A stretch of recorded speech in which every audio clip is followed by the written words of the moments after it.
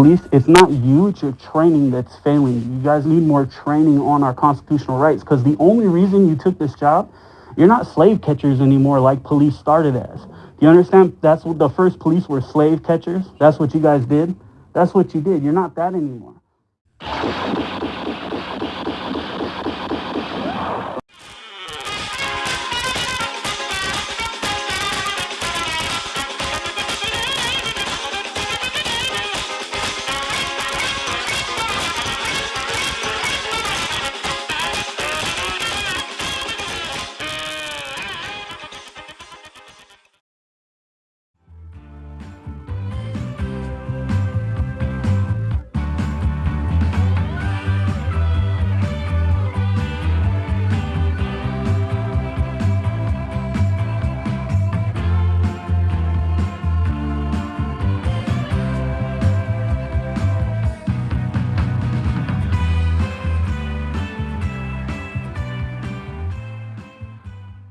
I'm here to talk to you about the problem of slavery. It didn't end in the 1860s. It's a social malady that's with us today, and it's increasing in its scope and virulence. The desire to enslave our fellow man is unfortunately intrinsic to the human character. It has been with us since the beginning of time, on every continent and in virtually every culture, from ancient Egypt to Babylon to Greece and Rome, Africa, Asia, Europe, and the United States.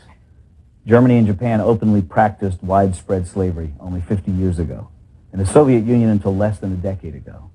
China even today. It's a disease of our human nature, and yet people are under the impression that it no longer exists. I say to you that in a subtle form, it exists in America today, and it's becoming less subtle and more manifest. Madison Avenue has just cleaned it up a little bit, dressed it up in new words. The slave master is now Big Brother, someone to protect you, someone to confide in. But it's all the same. He owns your life. This may sound far-fetched, but I think I can prove it. When the IRS allows you a tax deduction, they and their congressional collaborators and the media call it a tax subsidy. In other words, they designate it as a gift to you, a subsidy. The only way they could conceive this terminology is by presupposing that they, i.e. the government, own all the money. Their view is that they're entitled to it all. That which they allow you to keep is their compassionate and generous gift to you. How can this be? You create the money by your efforts, your sacrifice, your creativity, your risk-taking. So how can it belong to them? It's very simple. They own you. They own everything you produce, your money, your house, your thoughts and ideas, your children.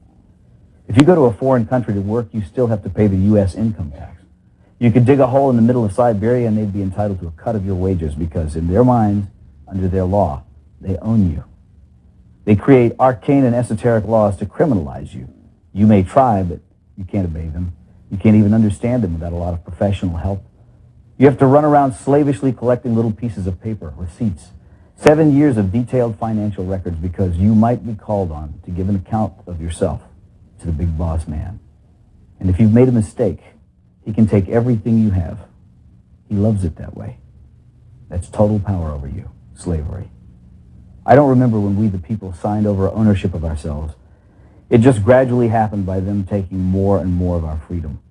But here's the worst part. It's really only just begun.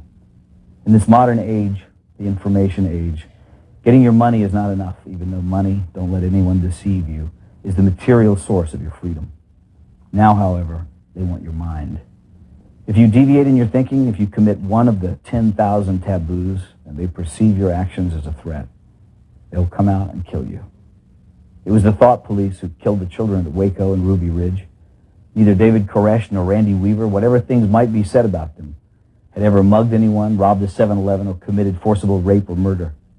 But they did have unorthodox views, and therefore it was necessary to round them up and deal with them. Whatever their crimes were, they could have been arrested and tried openly in a court of law. But that was not the aim of certain factions in the government. These statists wanted a massive demonstration of force to show who was boss. The penalty for resisting is death. After all, we're not free. We belong to the government, and deviant thoughts will not be tolerated. In the aftermath of the horrible Oklahoma City bombing, government propagandists tried to intimidate the people into silence by recklessly linking criticism of the government to acts of murder. Some people ask, how can you fear your government and claim to love your country? Our response is, how can you love your country without fearing your government? Who else holds a counterfeit license to kill, incarcerate, and confiscate for non-crimes? Remember, America is about liberty first and last, not obedience to bureaucrats. The Washington power clip wants you to shut up, get in line, do what you're told to do, and most outrageously, think what you've been told to think.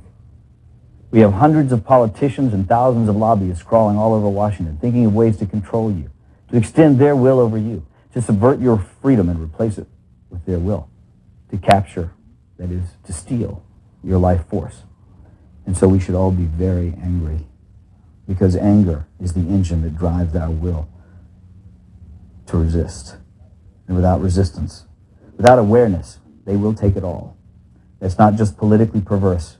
It's a sin against mankind, because freedom is actually sacred. Drop an ant into a jar and seal the lid. It will spend the rest of its life trying to get out. It has nowhere to go, but it wants to be free. That is its nature. It's the way every living thing is made.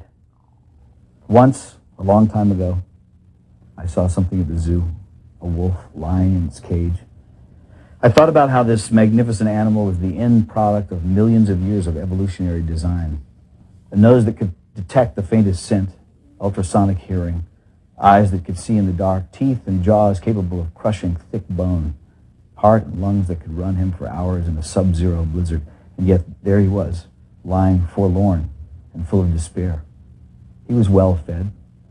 He had a clean habitat and water and medical care. So what was the problem? He was sick with the knowledge that his wonderful powers would never be exercised again. And so he lay there, his head on his paws, staring blankly ahead at perhaps some imaginary forest that he could never reach because there were bars around him. They had not killed his body, but they were destroying his soul. God gave Adam and Eve freedom, even though he knew they would invite death into the world. That's how important freedom is in the divine scheme of things. And that's why we urge you to defend it always.